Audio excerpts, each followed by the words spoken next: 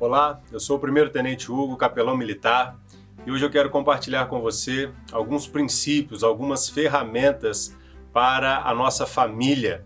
E estes princípios baseados nas 6 leis da guerra na selva, aplicados à nossa família, à nossa vida diária e comum no lar.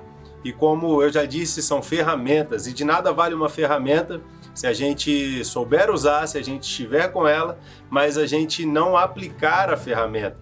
Então de nada vale uma ferramenta guardada na gaveta. Então eu quero te convidar a ter atenção a essas ferramentas e aplicar ela na sua vida, que eu tenho certeza que vai contribuir muito para a caminhada no lar. Bom, a primeira lei da guerra na selva diz: tenha iniciativa, pois você não receberá ordens para todas as situações. Tenha em vista o objetivo final.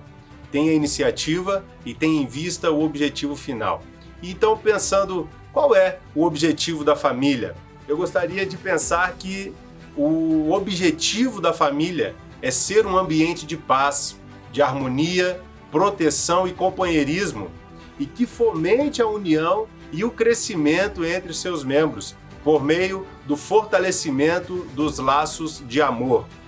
Tenha esse objetivo claro na sua mente, que a família é para ser esse ambiente de paz, de harmonia, e trabalhe para isso. Tenha sempre em mente isso, porque a gente não precisa ficar recebendo ordem para construir esse ambiente. Tendo isso em mente, todas as nossas ações, tudo que fizermos, precisa ser com o intuito de cumprir este objetivo, de gerar e fomentar este ambiente que gere e proporcione também o crescimento para todos os seus membros. E aí uma pergunta que nos cabe para a gente refletir: se estamos cumprindo, se estamos trabalhando para cumprir este objetivo. Quando eu chego em casa, o ambiente fica melhor? Qual é a reação das pessoas, da sua família, quando você chega em casa? Elas ficam felizes? Elas agradecem a Deus? Oh, que bom, o papai voltou. Ai, que bom que o papai chegou, que a mamãe já chegou do trabalho. Elas agradecem a Deus pela sua chegada? Ou elas ficam indiferentes, continuam fazendo o que estavam fazendo e nem notam se você está em casa ou se não está? Ou será que quando você passa pela porta, elas lamentam e falam: ai, papai voltou? Qual é a reação das pessoas? Esse é um bom termômetro para sabermos se nós estamos contribuindo com o objetivo da família de ser esse ambiente de paz, de segurança e que fomente o crescimento de todos os membros. Segunda lei da guerra na selva diz: procure a surpresa por todos os modos. Na família, esteja atento aos inimigos ocultos e silenciosos do dia a dia. Procure a surpresa para não ser surpreendido. Quantas vezes na nossa vida e na família nós vivemos como se não fôssemos atacados, como se não houvessem inimigos, e muitas vezes nós somos surpreendidos por essas situações que atacam de frente à nossa família. Cuidado, porque ninguém tropeça em montanhas.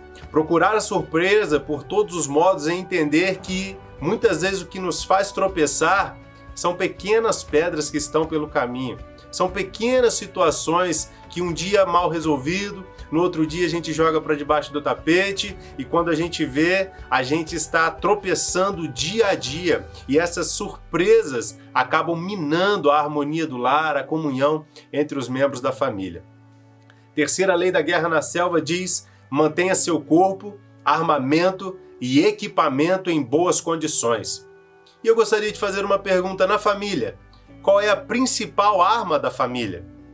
Eu penso que a principal arma da família seja a comunicação.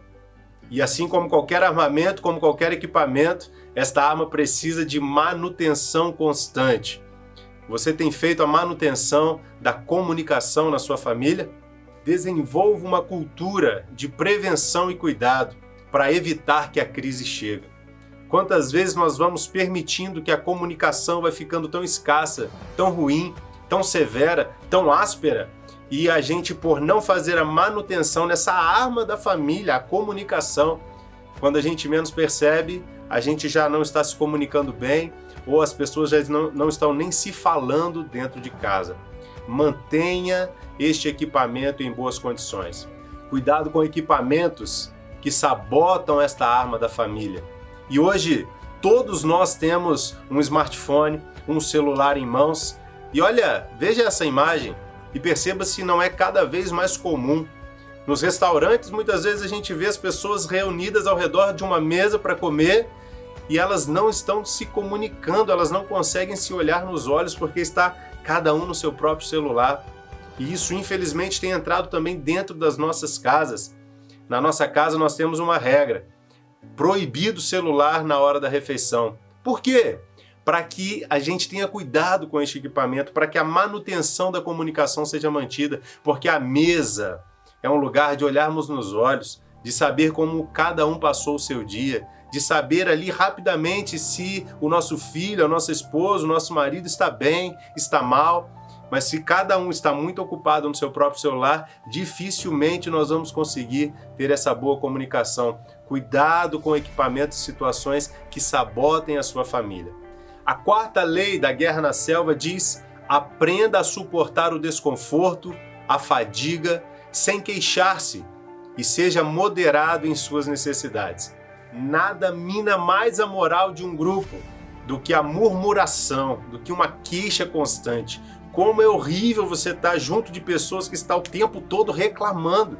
Quando nós vamos numa missão no campo, já está difícil, a mochila já está pesada, a situação já é complicada, já está frio, estamos com sede, estamos com fome. E se a gente tem um companheiro o tempo todo reclamando dessas coisas, fica muito mais difícil. Então, ao invés de reclamar, tente propor soluções. Tente não simplesmente ver o problema e ser um anunciador do problema, mas muitas vezes absorver aquilo, pensar em algo, em como resolver. E se não há como resolver, tente pelo menos não ficar reclamando. E muitas vezes não é o que se fala, mas é como se fala.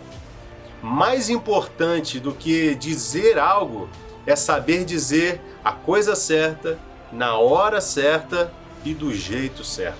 Quantas vezes nós estamos falando coisas certas, mas por estar na hora errada, na hora que a sua esposa não está na hora de ouvir aquilo.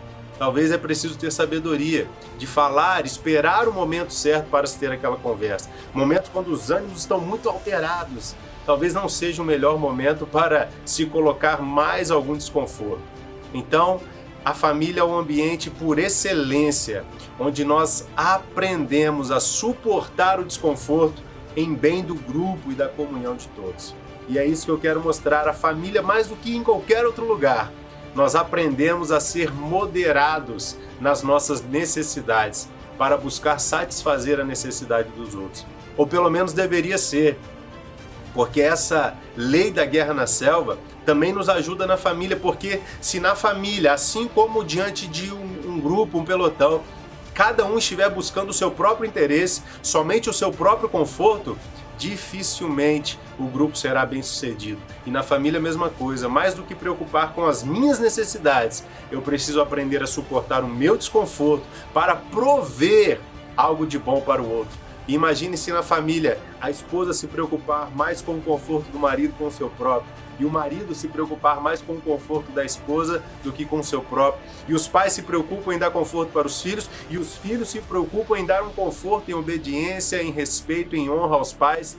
Isso gera um ambiente de harmonia. Bem, a quinta lei da guerra na selva diz: pense e haja como caçador e não como caça. É muito comum diante de tantos desafios, os desafios da correria do dia a dia, as situações que nos sobrevêm, é muito comum que a gente se sinta encurralado, atemorizado. Pais de filhos adolescentes ficam surpresos, angustiados e por não saber como lidar com a situação diante deste mundo louco que nós estamos vivendo. É muito comum a gente simplesmente não fazer nada. Mas eu quero te desafiar a ser o caçador, ser o valente que defenderá a sua família, que achará soluções para os conflitos e trará os recursos necessários para a manutenção do seu lar. Se nós simplesmente não fizermos nada, estaremos agindo como caça e não como caçador. Na sua família, você tem agido como caça ou como caçador diante dos problemas? Não enfrentar um problema é a melhor maneira de deixá-lo crescer.